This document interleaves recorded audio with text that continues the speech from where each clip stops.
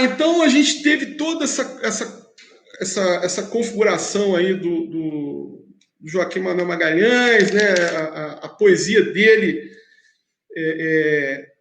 firmando, vamos colocar assim, estes territórios aí de esgarçamento da tradição, de enfrentamento, de um rigor formal, né?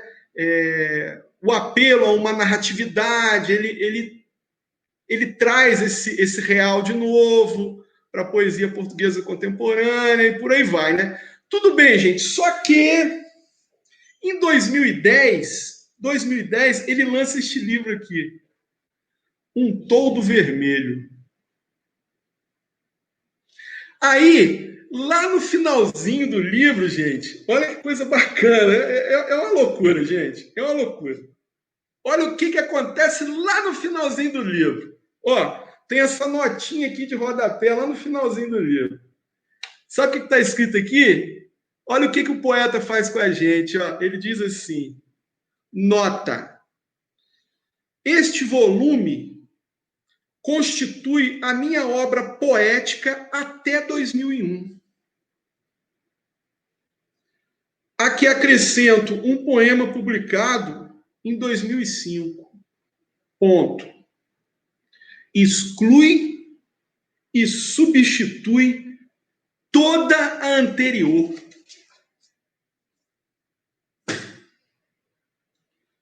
Gente, é como se ele tivesse pegado todos aqueles livros que eu coloquei para vocês naquele slidezinho que vem com os livros dele, né, tudo mencionado ali, jogado fora tudo aquilo ali. A obra poética dele, hoje, em 2020, é composta por estes dois livros aqui, ó. Um Toldo Vermelho e Para Comigo. Só. Ué, André, o que esse homem arrumou com a poesia dele? Então vamos tentar entender um pouquinho, porque é tão inusitado que, enfim, vamos tentar chegar numa possibilidade aqui. Então vamos lá. Olha uma entrevista que ele concedeu à jornalista Joana Emídio Marques em 2018, que foi o ano de lançamento do Para Comigo, segundo livro. Eu estou com 50 minutos, eu já estou quase encerrando, tá, gente? Para a gente poder comentar aí e tudo mais. Então vamos lá. Para mim, palavras do Joaquim Manuel Magalhães, para mim, o regresso ao real era tão só o regresso à poesia de que eu mais gostava. Eu não tenho culpa que não haja pessoas que saibam ler-me e não percebam as coisas que eu escrevo. Isto nunca foi um programa. Foi, quando muito, uma lamúria.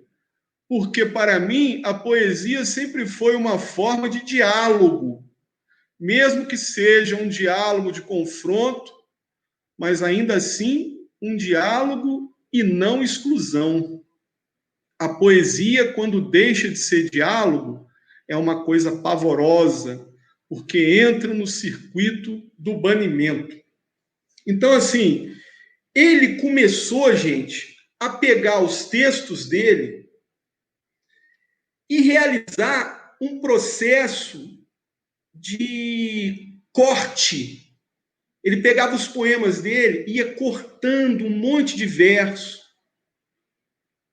Ele ia limando um monte de imagens daqueles poemas, tipo aquele poema que a gente leu do Alta Noite em Alta Fraga. Ele reduziu aquele poema drasticamente, como se ele tivesse preocupado em proporcionar uma espécie de erosão na sua poesia, retirando os excessos, retirando os traços, digamos assim, inúteis, valorizando somente os restos importantes, os vestígios sinalizadores daquilo que ele acha que a poesia dele tem de mais essencial. Só que eu vou falar uma coisa para vocês. Tem muita gente lá em Portugal que testou isso. porque a poesia dele, de certa maneira, ela ficou um tanto assim hermética. Ela ficou hermética. Ela não ficou ruim, ela não ficou pobre de maneira nenhuma, claro que não. Mas ela ficou diferente. Ela ficou inusitada. Ela se renovou uma vez mais. Vamos colocar assim. Pode mudar aí, por favor. Olha a fotinha dele hoje em dia aí. Eu trouxe aquela dele dormindo, mas aí estou colocando. Essa foto foi tirada em 2018, né? Ele está com essa carinha aí, Joaquim Manuel Magalhães. Pode mudar.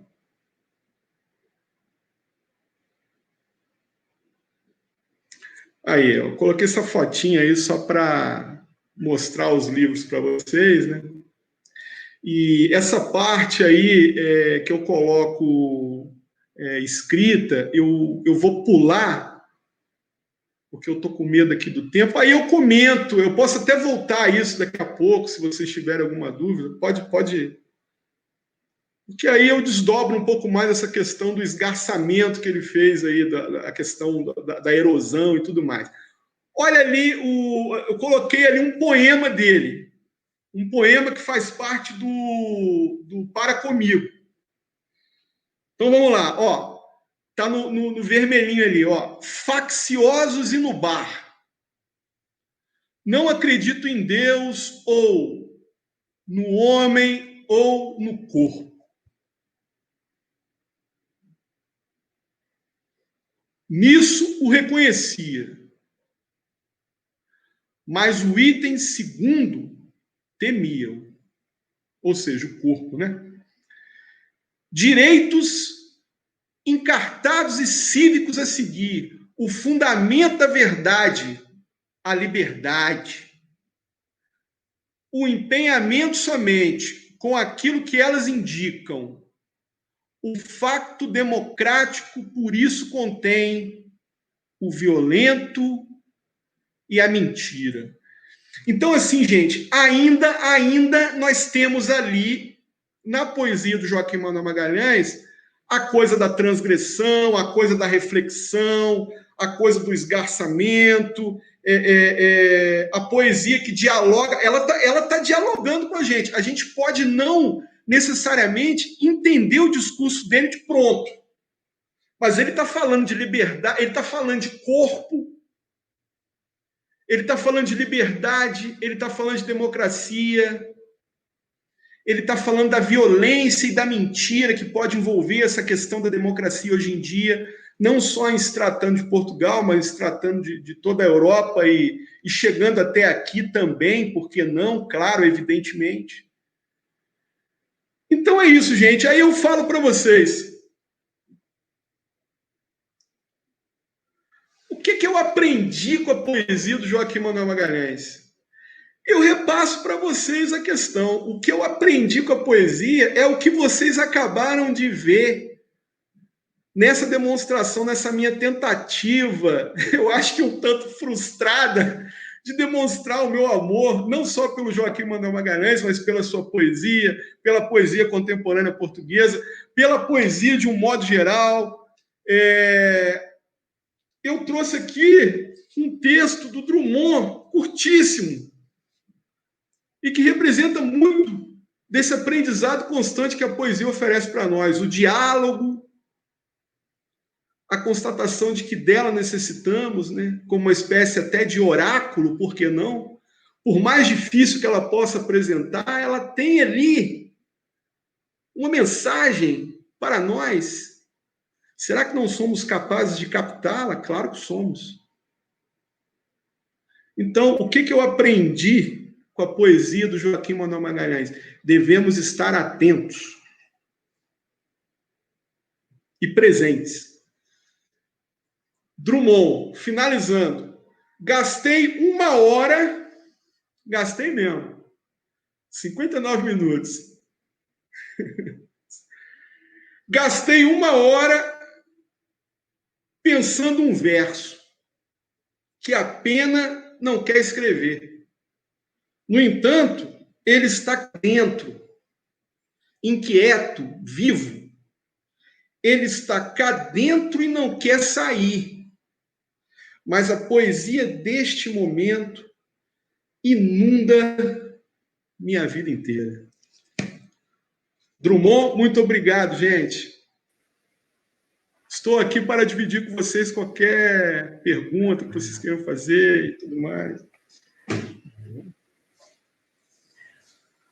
Bom, André, nós te agradecemos pela excelente exposição. Começou agora? Está me ouvindo já? Estou ouvindo. Me ouvindo, Rose? Ótimo. Então, nós agradecemos a sua excelente exposição, né? Eu tenho certeza que a sua fala hoje foi um convite irrecusável, né, para mergulhar nesse universo do autor, né, do Joaquim Manuel Magalhães. E agora nós vamos convidar todos os presentes para enviarem seus comentários e perguntas para este momento que se abre agora de conversa, né, sobre o autor Joaquim Manuel Magalhães. E, André, você se adiantou quanto a um pedido que eu ia fazer, não é? Eu ia te pedir para poder você falar um pouco sobre como se deu esse encontro com o autor, e você já disse. Eu acabei adivinhando. Adiantou, ótimo. Na verdade, eu fiquei pensando assim, aconteceu um pouco do que aconteceu comigo, com o poeta que eu estudei no mestrado e no doutorado. Ele me encontrou, foi tão interessante isso, e eu acho que foi mais ou menos o que aconteceu com você, não foi? Com certeza. E foi muito assim, aquele momento ali meu na UF, porque eu fiz o meu mestrado e o meu doutorado na UERJ. Uhum. Mas eu fiz questão de realizar 2 disciplinas na UF, porque eu sou um cara muito inquieto, eu não gosto de ficar num lugar só, eu gosto de ficar transitando, sabe? Então, assim, poxa, eu não vou ficar só na UERJ, eu quero também ouvir outras vozes e experienciar outros encontros. Aí eu fui para a UF e fui muito bem recebido lá pela professora Ida Alves, fiz grandes amigos lá. O Márcio conhece um monte de gente, o Eduardo da Cruz, por exemplo, que hoje em dia dá aula na UERJ, conheci lá. Enfim, foi uma experiência maravilhosa. E o Joaquim Manuel Magalhães, ele caiu assim, né, de paraquedas na minha vida. Não só ele, né? Outros poetas também, o Rui Belo, Alberto, Fiamma, Raça Paz Brandão, Nuno Judes. Eu conheci o Nuno Judes pessoalmente, conheci o Gastão Cruz pessoalmente, Manuel Guzmão. Esses caras, eles vão lá assim, com maior facilidade. Menos o Joaquim Manuel Magalhães, que ele não vai a lugar nenhum, né? Como eu falei, ele é todo fechado, ele é um cara todo fechadão, não dá entrevista e tudo mais. Ele é meio no estilo do Herberto Helder, outro poeta. Já falecido, né, Herberto Helder, que também não gostava de entrevista, mas é mais ou menos nessa pegada aí que foi a coisa. E aí é uma maravilha. Comigo foi mais ou menos isso. Eu fui achada pelo Oswaldo André de Mello durante uma disciplina que eu cursei, uma disciplina isolada na UFMG, que eu cursei com um estudioso, um professor maravilhoso da literatura portuguesa, que foi o Edgar de Pereira Reis, apesar de o Oswaldo ser brasileiro, ser mineiro, né, de Divinópolis. Maravilha. Mas, enfim, André, enquanto os comentários e as perguntas vão chegando, eu fiquei pensando na notinha que você leu, né, que está lá no final do livro, e eu ia ler também, mas aí você leu. E aí eu tenho uma pergunta para te fazer, porque, na verdade, o que se lê sobre a obra do Joaquim, né? Do Joaquim Manuel Magalhães, principalmente sobre Um Toldo Vermelho, de 2010, é que ele próprio diz, né? Os críticos falam, utilizando as palavras do próprio autor, que ele exclui e substitui toda a obra anterior, não é, pela obra Um Toldo Vermelho. E o que se percebe é que, na maioria esmagadora dos casos, os poemas novos, em que o tom mais lírico, realista, narrativo, que nós já havíamos detectado, e você trouxe aqui hoje para nós, esse tom ele dá um lugar a um registro, né, que o João Luiz Barreto Guimarães chama de registro pedregoso, uma escrita sabotada e, por vezes, abstrata. Não é? Aí eu pergunto a você, André, como é que você vê essa atitude do autor de republicar a sua obra completa num só volume, com revisões próprias? Como que você vê isso? Eu considero como uma decisão muito polêmica que ele teve. É difícil a gente pensar sobre a cabeça do outro, né? Eu acredito assim, Alba. Eu particularmente, eu não teria feito isso que ele fez. Mas eu acho que ele teve lá os motivos para fazer isso. Eu acho que ele é um poeta que constantemente ele se coloca insatisfeito com a sua obra no sentido de querer potencializar a lucidez dos versos, a lucidez contida em tudo aquilo que ele produziu. Eu acho que a grande questão que ele tentou trabalhar nesse refazimento aí da sua obra, que não deixa de ser também, vamos ser sinceros, né? Estou falando uma coisa aqui, mas eu acho que muita gente talvez não vá concordar com isso, mas vamos ser sinceros. O que ele fez também foi algo, digamos, mercadológico. Porque quando você renega o que você fez, você lança um holofote sobre o que você fez. Tipo, ele pode não considerar mais os poemas antigos. Mas nós, enquanto leitores, nós continuamos indo até eles. Inclusive, no sentido, olha que interessante, bacana isso, no sentido da gente poder tentar entender o que ele está fazendo em termos de erosão na sua poesia. Quando ele pega um poema e ele vai limando este poema, aí por que ele tirou determinados versos e manteve outros? Aí o que acontece? A gente fica naquela de comparar um com o outro. Então, na verdade, isso não invalidou a poesia passada dele.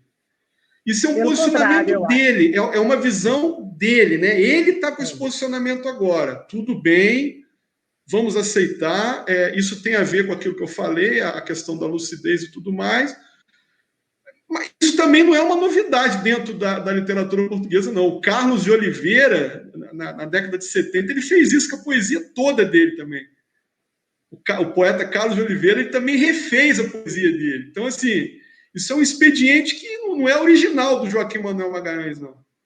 Mas ele tomou essa decisão, eu entendo um pouco o porquê disso, eu acho que tem a ver com essa coisa do inconformismo dele, até com a própria situação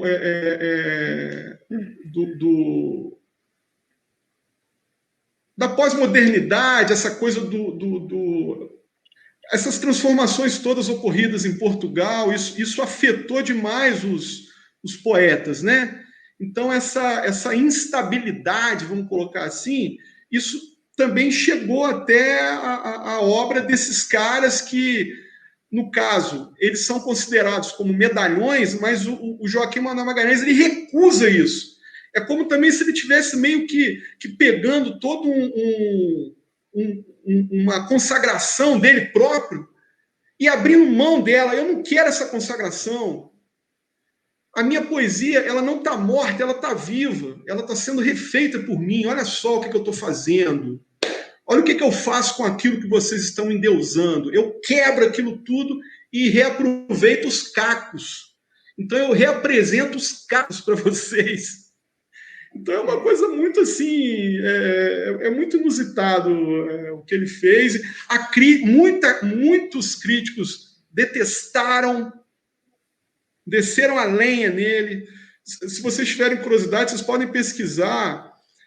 Vocês colocam lá Joaquim Manuel Magalhães no Google, vai aparecer algumas reportagens dele em 2018 falando do Para Comigo. Tem um texto de uma professora chamada Fabiane Renata Borsato. Ela é lá da Unesp de Araraquara. O texto dela, Reescritas e Palinódia na Poética de Joaquim Manuel Magalhães. Aí eu li esse texto, né, há pouco tempo. Nossa, ela faz um estudo aprofundado mesmo acerca dos motivos, essa coisa da palinódia. A palavra palinódia é uma retratação que o poeta faz, é uma palavra que tem a ver com a poesia, é a retratação que o poeta faz na poesia anterior que ele escreveu. Eu nem sabia que isso existia.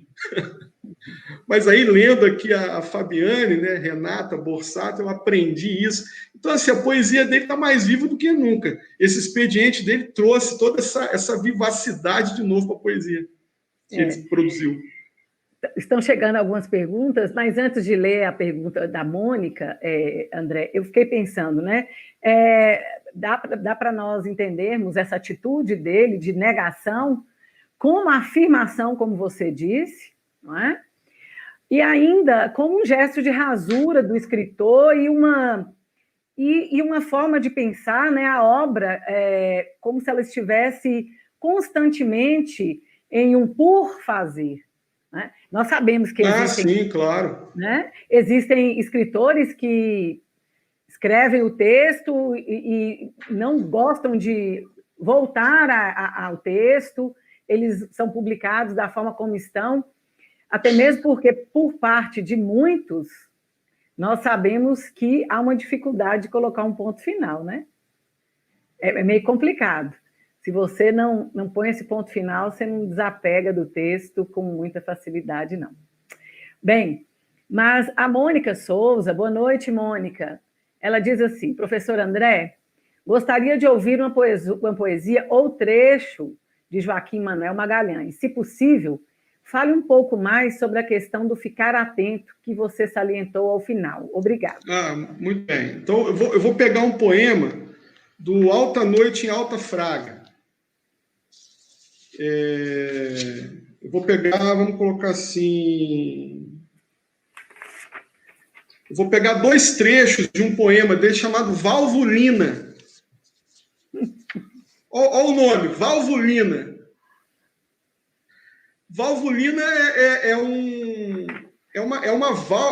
a parte de um mecanismo, de uma máquina. Então, assim, tem esses nomes assim que são bem, né, provocativos e tudo mais. Então, vamos lá. Ó. Ele começa assim, ó. Acordo para o cansaço da manhã. Como é que é o nome da menina lá, que fez a pergunta? A Mônica. Mônica, olha só, Mônica, presta atenção. Acordo para o cansaço da manhã. Caramba, vamos ficar atentos a isso, né? Caetano Veloso que fala, a gente tem que ficar atento e forte, né? Atento e ficar aquela música dele. Atento e forte. Então, vamos ficar atentos e fortes, né? Acordo para o cansaço da manhã, com o cheiro das primeiras vozes e os motores acesos da casa que principia. De novo, sempre principia. Setas que segregam luz dolente, esfarelam por dentro de quem não queria acordar nunca, esquecido na rasura dos lençóis. O empurrão da voraz claridade. Mal comparando, é como se a gente tivesse uma segunda-feira braba, né? Acordando de manhã, a gente não quer levantar da cama, a realidade está chamando a gente, a realidade das fábricas. Eu me lembro muito aqui do Álvaro de Campos, aquelas poesias do Álvaro de Campos, que fala das engrenagens, né? Ode triunfal e tudo mais. Tem um quê aqui de ode triunfal absurdo, né? Verdade. Então vamos lá, continuando aqui, hein? Ó, cada próspera cidade tem no seu meio uma cidade de subnutrição. Crianças mortas, desalojados, desemprego. E em cada cidade, das mais podres, há, num aro de metralhadoras, uma cidade da tecnologia. Rara costura, sobre finança e medo. Então, gente, esse trecho aqui do Valvolina, ele já fala tanta coisa para nós. Essa coisa do ficar atento é a ideia do progresso, que também traz a destruição, né? Isso é uma recorrência, é algo que está sempre vicejando, por mais que a gente ache que não, está mais vivo do que nunca. Ainda mais, né, nesse teor neoliberal que nós vivemos hoje em dia, o apogeu do tecnicismo em relação às humanidades e tudo mais, é uma reinvenção de toda essa força nefasta, né, que ele está ali no Valvolina denunciando para nós, poeticamente, e fazendo a gente ficar atento. Porque se eu não estivesse lendo este poema agora com vocês, eu não estaria pensando nisso, eu não estaria refletindo sobre isso, não. Eu estaria, sei lá, olhando para a biblioteca ali da professora Alba e achando tudo muito bonito. Mas aí o que acontece? A poesia faz isso, ela acorda a gente, acorda, né? É mais ou menos nesse sentido. Ótimo, André, muito obrigada. Parece-me que nós temos mais uma pergunta também, por gentileza, é do professor Márcio Jean, é isso? Vamos ver se aparece. Eu vi que teve uma do Márcio aí, que você postou aí. Isso. O professor Márcio Jean poderia comentar um pouco mais sobre a experimentação poética de Joaquim Manuel Magalhães, pensando particularmente em seus primeiros anos de composição poética e suas transformações para as últimas poesias, por ele publicadas? Obrigada, Márcio. Então, Ô, Márcio, obrigado pela sua pergunta. Então, esse momento aí do Magalhães, né, não só do Magalhães, mas daquele pessoal, né, daquele grupo da poesia Cartucho ali, o Antônio Franco Alexandre, o Helder Moura Pereira, o João Miguel Fernandes Jorge e o próprio Magalhães, né?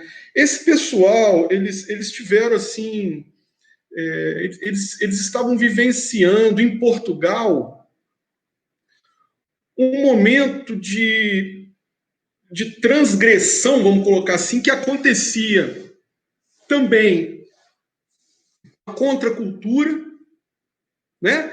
Naquela pegada do Jack Kerouac lá nos Estados Unidos, a geração beat americana que saiu influenciando mundo afora, né? Inclusive foi um dos primeiros momentos, né, da literatura norte-americana influenciando a Europa, que até então era o contrário que acontecia, né? Só que essa coisa da contracultura lá nos Estados Unidos chegou de uma forma assim bem em termos de mudança de paradigma. E imaginem vocês, como eu bem falei, a gente observa isso lendo Saramago, por exemplo, naquele livro dele, Manual de Pintura e Caligrafia, né, aquele livro, aquele romance fantástico do Saramago, que acompanha ali o prenúncio, né, do 25 de abril. Então, ali a gente vê como que os portugueses eles viviam aprisionados ali, eles viviam silenciados. Tem até um filme também que é muito bacana, gente, que é o Trem Noturno para Lisboa, que é com Jeremy Irons. Não sei se vocês já viram esse filme. Esse filme é lindo. Assim, lindo, ele é pesado, né? Ele é um filme que fala da ditadura, sabe? Fala das mazelas, né? Do aprisionamento, do silenciamento, das mortes ocorridas, mas tem ali uma pegada de beleza também em meio a todo esse cenário calamitoso. Mas, quero dizer, a gente sabe, então, que lá em Portugal é como se eles estivessem vivendo assim, uma realidade paralela, né? O mundo estava todo em ebulição e os portugueses estavam contidos ali. Aí, quando rola o 25 de abril, poxa, é aquela coisa da liberdade. Então, a liberdade é a grande palavra. Aí eles se colocaram nessa condição transgressora mesmo. Então, a gente vai pegar, a gente vai quebrar os dogmas. Qual é o grande dogma da literatura, se a gente for parar para pensar? Tem vários, né? Mas tem lá a questão do objeto livro. Tipo, a literatura, ela não se estabiliza se não for através do livro. Naquela época não tinha internet, não tinha blog, não tinha nada disso. Então, a grande questão era o objeto livro. Então, vamos pegar o objeto livro e vamos colocá-lo em xeque, vamos colocá-lo à revelia. A gente vai lançar o nosso movimento poético num saco que, inclusive, tem a ver com a sexualidade também, aquela coisa de saco escrotal mesmo. Isso está na crítica portuguesa da época, os comentários dos grandes críticos literários, essa coisa da menção à noção de sexualidade também. Vamos trazer esse objeto, que é um objeto maldito, não falado.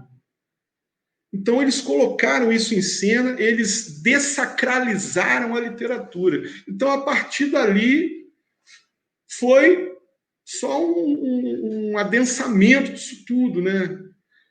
Eu não sei se eu respondi a sua pergunta, Márcio, mas eu procurei ser um pouco mais conciso, né?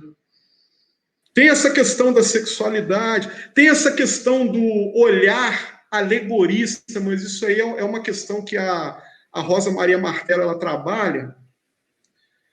Eu não sei se eu vou ter tempo de desenvolver aqui, porque é meio assim, digamos, eu precisaria de tempo. Mas é como se a metáfora ela fosse colocada de lado, porque a metáfora ela dificulta a compreensão do poema muitas das vezes. Não vamos falar por via de metáforas, vamos falar pela via da alegoria. Vamos pintar como que para escrever um poema, entende? Vamos criar imagens a partir de alegorias, ou seja, vamos narrar a narratividade em primeiro plano, vamos simplificar a coisa, mas não destituindo a poesia de uma beleza, de uma importância, não, mas vamos trazer a poesia mais para perto da realidade, por aí vai, mais ou menos nesse sentido. Não sei se eu consegui responder, mas, enfim. Isso, muito obrigada, André. É bem contagiante a sua fala mesmo. Inúmeros foram os comentários elogiosos à sua exposição, viu? Bem, nós já estamos com o tempo extrapolado, né? Passamos das 21 horas. Eu quero agradecer, professor André, pela noite incrível. Agradeço também ao Departamento de Comunicação e Letras, PPGL, alunos, professores, amantes da literatura, Rosilene Frois, nossa intérprete que nos acompanhou em todos os encontros, Bruno também, que nos apoiou sempre em todos os bastidores. E eu gostaria de voltar a palavra para você, André, para você apresentar suas considerações finais. Pois é, eu me sinto honrado, é um privilégio muito grande estar aqui com vocês, me senti super acolhido. É sempre muito bom falar de poesia, é sempre muito bom falar de literatura nestes tempos tão nefastos. Eu acho que a literatura ela oferece tanta coisa para nós, né? Ela oferece, inclusive, a possibilidade de a gente escapar de vez em quando desse mundo. É uma possibilidade também. Mas a questão não é escapar, a questão é a gente olhar para a literatura e conseguir dela extrair um ensinamento, uma mensagem e levantar a cabeça e seguir adiante, né? Eu acho que a poesia ela é assim, não só a poesia portuguesa contemporânea, não só a poesia portuguesa de sempre, não só a poesia em língua portuguesa, aí eu englobo, né, os nossos poetas africanos também, englobo os poetas daqui, João Cabral de Melo Neto, Carlos Drummond de Andrade, Cecília Meirelles, enfim, Ariano Suassuna também, que é um cara incrível. Tem grandes vídeos do Ariano contando histórias no YouTube que eu sempre gosto de ver. É aquilo, gente, a literatura ela é um mar de possibilidades. Então, eu fiquei muito feliz de poder hoje aqui compartilhar um pouquinho desse oceano com vocês. E só tenho a agradecer. O Drummond que ele tinha, ele tem um verso, né, que ele fala assim: gratidão, essa palavra tudo. Então é isso que eu ofereço para todo mundo hoje aí. Tá bom? E mando um abraço especial também para os meus alunos de Spinoza. Eu acredito que muitos estão aqui assistindo. Então, sim. E agradeço também a minha esposa, Daniela, que está aqui batendo palma para mim. Obrigado, Dani. Muito Também te amo. Dani. Muito bom. Bem, nós então encerramos essa primeira edição dos Encontros com a Literatura Portuguesa, na certeza de que no próximo ano nós teremos outras, se Deus assim nos permitir. Uma boa noite a todos, até a próxima.